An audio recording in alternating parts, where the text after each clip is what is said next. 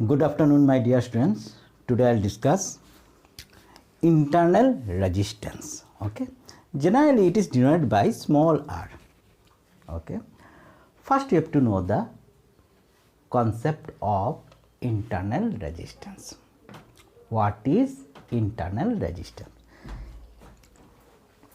Cell का electrolyte और and electrode जितना रेजिस्टेंस ऑफर करता है to the flow of current is known as internal resistance. तो इलेक्ट्रोलाइट और इलेक्ट्रोड कहाँ पर मिलता है? सेल का अंदर में. That's why you given the term internal resistance. Okay. तो डेफिनेशन क्या होगा? The resistance offered by electrolyte and electrodes of the cell when the electric current flows through it is known as internal resistance of the cell. ठीक है. तो अभी हम लोग को क्या करना है? इंटरनल रेजिस्टेंस का एक्सप्रेशन क्या है वो हम लोग को निकालना है. तो इसके लिए मैंने एक सर्किट डायग्राम ड्रॉ किया है. ये एक सेल है जिसका ईएमएफ है ई और उसका इंटरनल रेजिस्टेंस है are. And we connect a external resistance capital R. So this is the circuit diagram. और ये क्या है? Voltmeter. It measure the terminal potential difference. तो करंट क्या हो रहा है? जा रहा है. करंट कितना है? I. ठीक है. तो इंटरनल रेजिस्टेंस निकालने के लिए हम लोग को ओम्स लॉ को यूज़ करेंगे. ठीक है. तो देखिए यहाँ पर इंटरनल रेजिस्टेंस में जितना करंट जा रहा है एक्सटर्नल रेजिस्टेंस में भी इतना ही करंट जा रहा है. तो current total current in the circuit कितना होगा?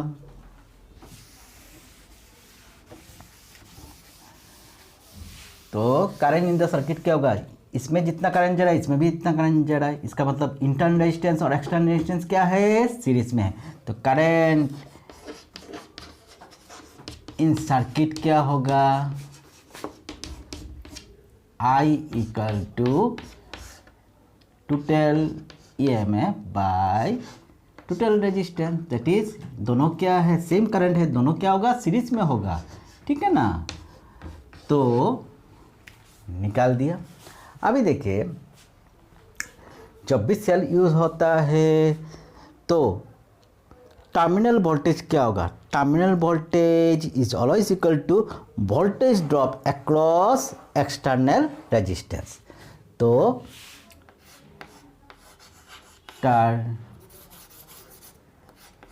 terminal voltage is equal to voltage drop across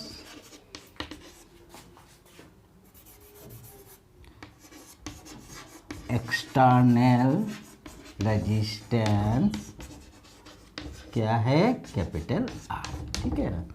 तो क्या होगा? ओम्स लॉ से क्या होगा? हम लोग जानते हैं बी इक्वल टू क्या होगा? I R. इसको हम लोग इक्वेशन नंबर 2 देते हैं. करंट कितना है जानते हैं, वोल्टेज कितना जानते हैं. तो करंट का एक्सप्रेशन क्या करेंगे? इक्वेशन 2 में डाल देंगे. डाल के हम लोग को क्या निकालना है? You have to find out the expression of internal resistance. R का एक्सप्रेशन निकालना है. ठीक है. तो next step putting value of I from equation 1 in equation 2 we get क्या मिलेगा?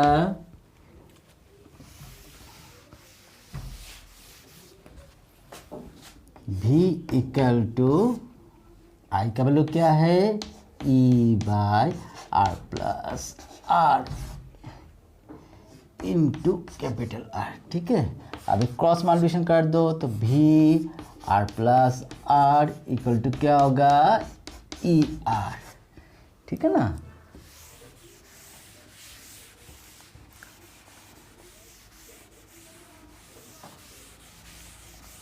तो next step V R plus V R equal to E R. Side change कर दो, वी आर इक्वल टू क्या होगा, E R plus minus V R, ठीक है। और वी आर आर कॉमन ले लो, ई माइनस वी, और आर इक्वल टू क्या होगा,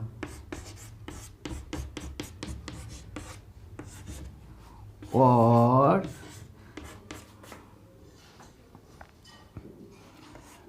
are E by V minus V by V क्या हो जाएगा, स्प्लिट अप करने से क्या हो जाएगा, R E by V minus V by V क्या हो जाएगा, 1.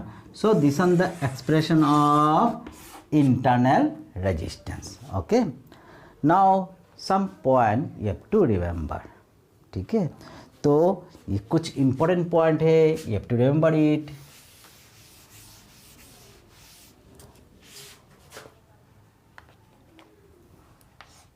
Points to be remembered. हमेशा याद रखना, इंटरनल रेजिस्टेंस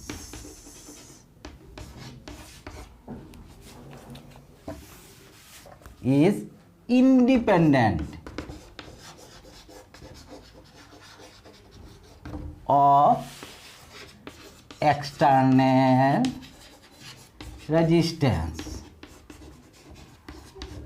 इंटरनल रेजिस्टेंस कभी भी एक्सटर्नल रेजिस्टेंस का ऊपर डिपेंड नहीं करता है. एक्सटर्नल रेजिस्टेंस जितना भी इंक्रीज करो डिक्रीज करो, इंटरनल रेजिस्टेंस का वैल्यू कभी भी चेंज नहीं होगा. ठीक है, नेक्स्ट और एक point, internal and external resistances are always in series. Circuit में इंटरनल रेजिस्टेंस और एक्सटर्नल रेजिस्टेंस क्या होगा, हमेशा सीरीज में रहेगा. ठीक है,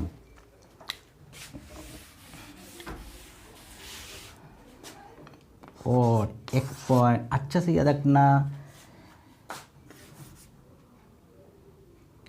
general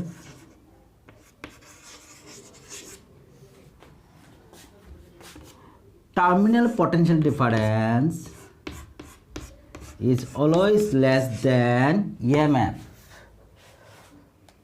How much? Whatever the voltage drop across internal resistance. Terminal potential difference EMF से कितना कम होगा, जनरली जितना वोल्टेज ड्रॉप होगा अक्रॉस इंटरनल रेजिस्टेंस में. ठीक है, जनरल. सो ये एक point, during charging of cell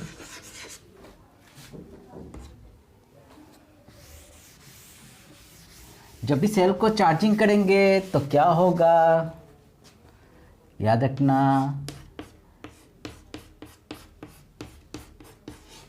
ठीक है, जब भी हम लोग सेल को चार्जिंग करेंगे, terminal potential difference always greater than EMF by how much, whatever the voltage drop across internal resistance. So this is the fourth point. ठीक है, ये 4 पॉइंट को अच्छा से याद रखना. नेक्स्ट हम लोग को ये भी जानना है इंटरनल रेजिस्टेंस कौन सा फैक्टर का ऊपर डिपेंड करता है. ठीक है,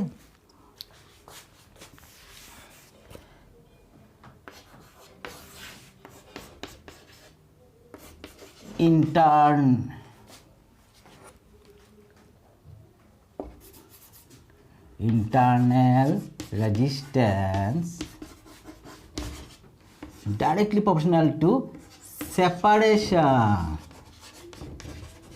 between electrodes. ठीक है, तो दो इलेक्ट्रॉन का बीच में जो सेपरेशन है, उस सेपरेशन का ऊपर इंटरनल रेजिस्टेंस क्या है, डायरेक्टली प्रोपोर्शनल. सेपरेशन ज़्यादा होने से इंटरनल रेजिस्टेंस क्या होगा, ज़्यादा, कम होने से कम. ठीक है, 6 point internal resistance inversely proportional to temperature। तो टेम्परेचर इंक्रीज करने से क्या होगा, इंटरनल रेजिस्टेंस डिक्रीज, और टेम्परेचर डिक्रीज करने से इंटरनल रेजिस्टेंस क्या होगा, इंक्रीज। तो ये 6 पॉइंट को अच्छे से याद रखिए। तो हम लोग various reasoning question, numerical question करने का समय ये सब पॉइंट आप लोग को हेल्प करेगा, ठीक है। सो हम लोग इंटरनल रेजिस्टेंस क्या है जाना है, उसका एक्सप्रेशन क्या है जाना है, कौन सा फैक्टर का ऊपर डिपेंड करता है वो भी हम लोग जाना है। So this is about the internal resistance. Okay, thank you, take care, stay safe.